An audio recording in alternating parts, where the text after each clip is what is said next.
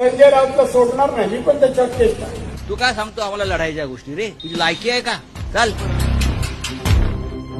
तुमची इच्छा असल्यास आता असं एकटा जाईन मी, मला काय फरक पडत नाही. हा हिंमत आहे ना, फिर नाही एकटा.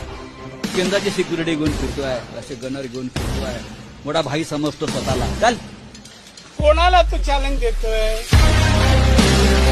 मला आज सांगतो संजय राऊत, तू जिथे बोलशील तिथे मी जाईल.